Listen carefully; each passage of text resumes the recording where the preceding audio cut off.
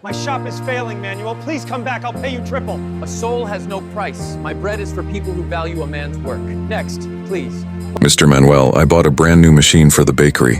From now on, I won't need you anymore. The owner crossed his arms proudly and pointed to the shiny metal machine. This machine does everything. All I have to do is press a button. What used to take you hours, it finishes in minutes, so take off your apron, collect your things, and leave. Manuel stood there in silence. 10 years of waking up before sunrise. 10 years of kneading dough with his own hands. And now he was being replaced by a button. That evening, he walked home slowly. "Manuel, so early?" His wife Elena asked with concern. "What happened?" "They replaced me with a machine, Elena," he said quietly. 10 years giving this town the best bread.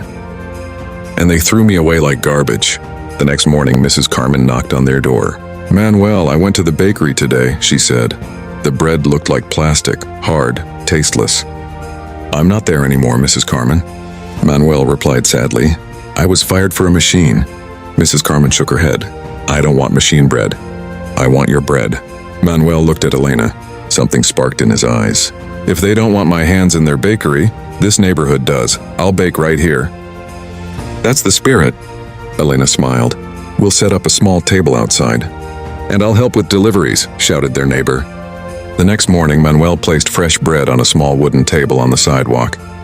The smell of warm bread filled the street. A well-dressed man passing by laughed. "Look at this. A master baker selling on the sidewalk. What a shame."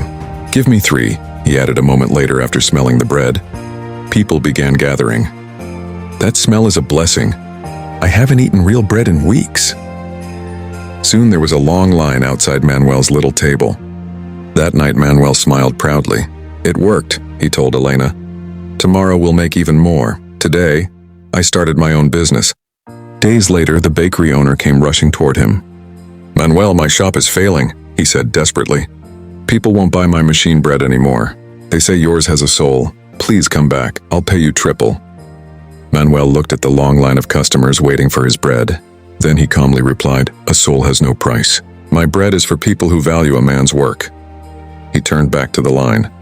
"Next, please." What they took from him became his path, and his faith turned loss into purpose. If this story touched your heart, leave a like. Comment below, do you prefer handmade food or machine-made food? Share this with someone who was underestimated but never gave up. Follow for more powerful stories with real soul.